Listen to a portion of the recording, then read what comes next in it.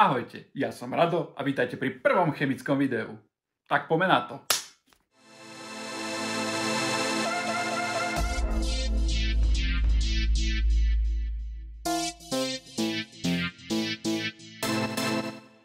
Ešte kým sa pustíme do všetkého toho šprtania, tak si musíme osobne predstaviť tú dávno známu a otrasnú pani, ty si ešte horšia, pani Chémiu, a o čo jej do lopaty ide.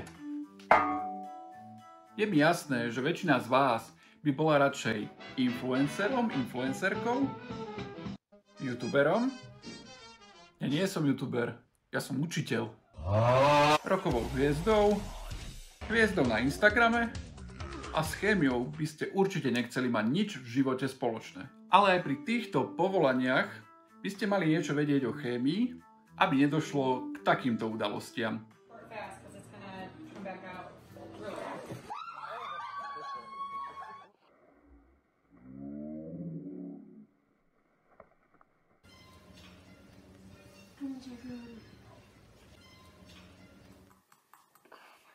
Spills too much.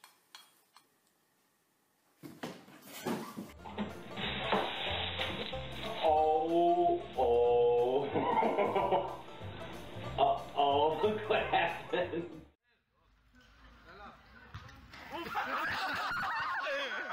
Nuž, chémiu je dobre vedieť, aby ste si napríklad aj neublížili. Poviete si, čo sa predsa môže stať? Napríklad toto.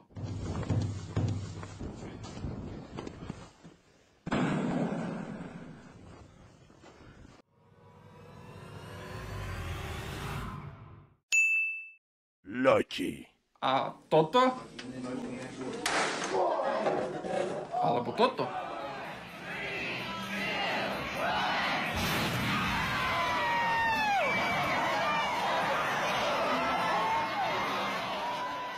A možno aj toto.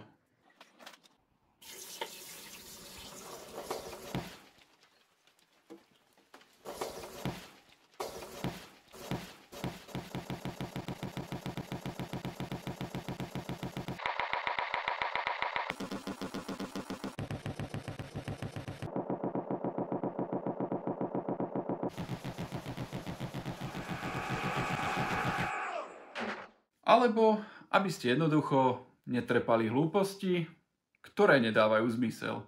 Naša pleť v noci regeneruje a vylučuje sa dokonca z našej pokožky aj moč. Bromhexin som začal miešať s vodkou. Do polky som nalial stopkašel, do zvyšku vodku, dávka. Bromhexin, do polky bromhexin, do zvyšku vodku, dávka. Nechcem ešte vidieť tie sexuálne praktiky dvoch mužov, pri ktorých CO2, siričitany a ostatné záležitosti vznikajú ako vedľajší produkt pri používaní telesných otvorov, ktoré na tieto veci nie sú vôbec určené. Položme si všetci otázku. K čomu potrebuje v živote vedieť maliar, modelka, predávačka, skladník, účtovníčka, stavebník, zvárač, automechanik, traktorista, bača, spevák, klavirista, spisovateľka, politik, básnik, folklorista, angličnárka, kvetinár, futbalista, hasič, kozmonaut, policajt, poštár, právnik, tréner, údržbár, vojak, záhradník, záchranár, zápasník, zubár a tak ďalej. Vedieť chémiu? Aspoň trošku. Samozrejme, tým nemyslím riešiť všetky tie impozantné vzorce. Z veľkej časti sme si už na túto otázku odpovedali predošlými ukážkami, aby sme si neublížili. Aby sme sa nenechali oklamať. Napríklad konšpiračné teórie a podobné veci. Nedajte sa ojebať. A aby sme všeobecne vedeli viac. Boli viacej vzdelaní. Ako často písal Robert Kiyosaki vo svojej knihe Bohatý otec, chudobný otec, vzdelávajme sa. Za každým úspechom nie je len talent a tvrdá práca, ale hlavne vzdelanie. Dobre, tak už viete, prečo je dobré vedieť chémiu. Možno sa budete čudovať, ale najväčšími zástupcami v radách chemikov sú kuchári. Pretože oni najviac pracujú s chemickými látkami, ako sú napríklad suroviny na prípravu jedla a vytvárajú z toho hotové delikatesy. Ako kto? Varenie jedla je proces, pri ktorom denaturujete bielkoviny, vyrábate zmesi mäsa a zeleniny, či už hydratujete ryžu alebo dehydratujete zeleninu. Môžete pritom robiť úplne jednoduchú vec a ani si neuvedomujete a pracujete s chemikáliami ako chemik. Takže ak varíte, ste chemik. Domáci chemik. A čo domáci chemik robí? Už som spomínal, že varí. Ďalej upratuje. Používa pritom rôzne chemikálie na čistenie. Stará sa o vlasy. Používa rôzne prípravky na vlasy alebo si vlasy farbí. A pre majstrov napríklad mieša zmes benzínu do kosačky. Toto boli príklady, kde vy sa doma stretávate s chémiou. Ďalej, kde všade sa chémia používa. Pranie, palivový priemysel, baníctvo, potraviny, stavebníctvo, kovospracujúci priemysel, poľnohospodárstvo. Prosím vás, neotravujte, tu sme pri žarte, neotravujte.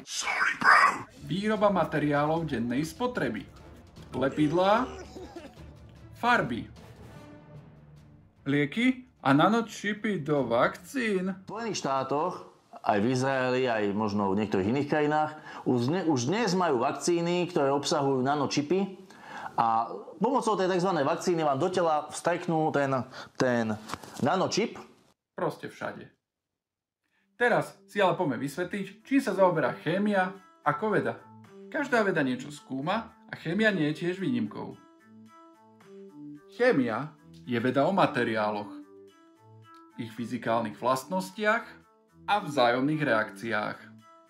Chémia tvorí samostatnú, širokú oblasť fyziky. Čo sú to materiály? Laicky povedané, materiály sú chemické látky, ktorými sú vyplnené všetky predmety okolo vás. Fyzikálne vlastnosti sú pozorovateľné charakteristické črty materiálov. A reakcie sú deje, pri ktorých sa prejavuje náklonnosť materiálov voči sebe.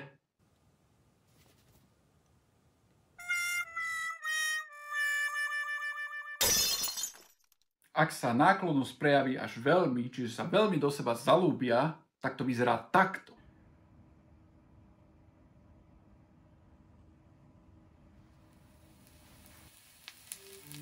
Vidíte? Až splani láska.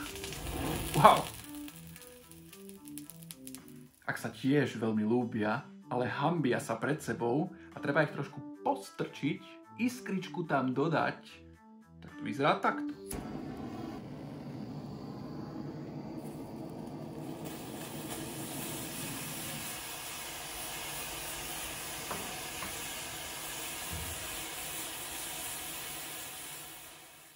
Buďme ale úprimní, väčšinou to dopadne ako tvoja platonická láska a ostanete len kamarátmi.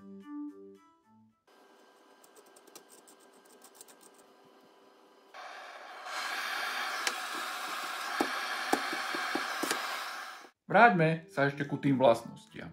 Vďaka kombinácii charakteristických vlastností látok vyplýva ich využitie v bežnom živote. Napríklad, olej má vlastnosť znižovať trenie, preto sa používa ako mazadlo. Uhlie horí, a jeho celkom dosť. Zdroj tepla. Výbušniny vedia naraz uvoľniť veľa energie. Preto sa používajú na trhacie práce. Železo je tvrdé, preto sa používa ako konštrukčný materiál. Plasty sa vďaka svojej chemickej odolnosti používajú ako obalový materiál a kvôli tomu sú najhorším odpadom na svete. Nerozložia sa. Diamant je jeden z najtvrdších materiálov na svete. Preto sa používa aj ako brúsny materiál. Ale je aj krásny. A čím väčší, tým skôr vám povie vaša drahá. Áno! Poďme teraz pozorovať vlastnosti látok v praxi.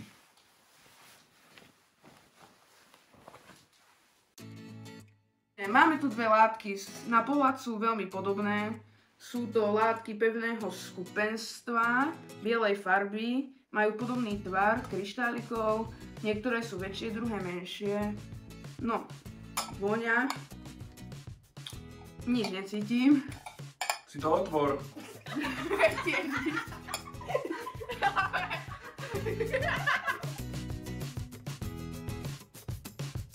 Toto je cukor a toto sol. No. Vzhľadom na to, že máme látky, ktoré nie sú jedovaté, vieme to naisto, teda by si mohol nám prejsť aj ku chuťovej skúške.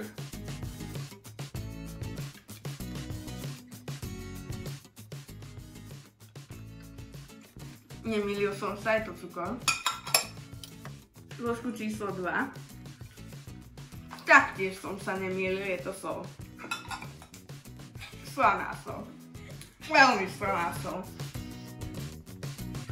Máme tu dve látky. Na prvý pohľad vidno, že sú kvapalné. No, jedna vyzerá do priesvitná a druhá je do žltá. Ako voňajú?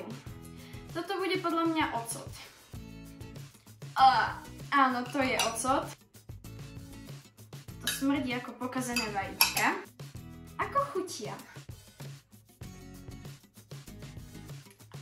Fuj, to je slané.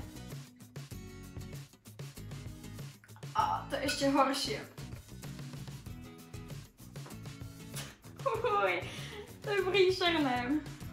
Keďže tu máme dve látky, o ktorých som vravil, že jedna je ocot a druhá je olej, tak ktoré si myslíš, že je čo? Toto je určite ocot a toto olej. Nemáme tu nič. Jakže nič? A čo držíš v ruke? Plast. Napríklad. Takže tu máme plast a tu máme sklo. Skupenstvo je to tuhé, aj sklo, aj plast. Sfarbenie majú skoro rovnaké. To je bez zápachu. To je tiež bez zápachu, takže oboje sú bez zápachu. A kebyže ti dám dve telesa rovnakého tvaru a jedno by bolo z plastu a druhé zo skla, ako by si ich rozlíšil? No, jedno by bolo ľahšie, to z plastu, a to zo skla by bolo ťažšie. Dostala som na porovnávanie alkohol, konkrétne etanol a vodu. Na prvý pohľad vidím, že sú bezfarebné, kvapalné, takže môžeme zistiť napríklad čuchom, že čo je čo.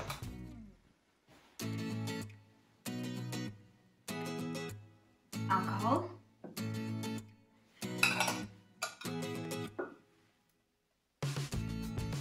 Voda, chvála Bohu. Vieme zistiť aj chuťový rozdiel? Vieme. Za podmienky, že dneska nešoferuješ. Nešoferujem. Už nie. Takže toto bude ten alkohol, čo sme si povedali. Veľmi silný alkohol. Voda. Ale zostal mi tam ešte trocha alkohol.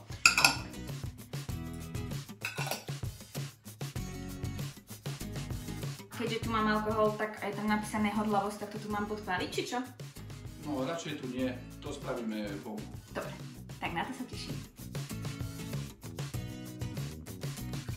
Vyskúšame horlavosť.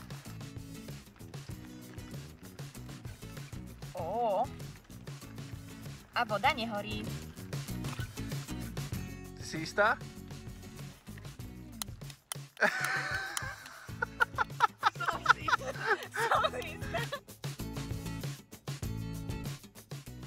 Ja som dostal na porovnanie olovo a železo. Na prvý pohľad sú to dve sivé látky. Ide o kovy. Vieme, že olovo je mäkšie než železo, tak môžeme porovnať. Začneme tuto, tento kov.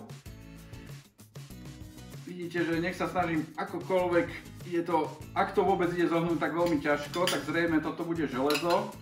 A toto vyzerá, že bude olovo.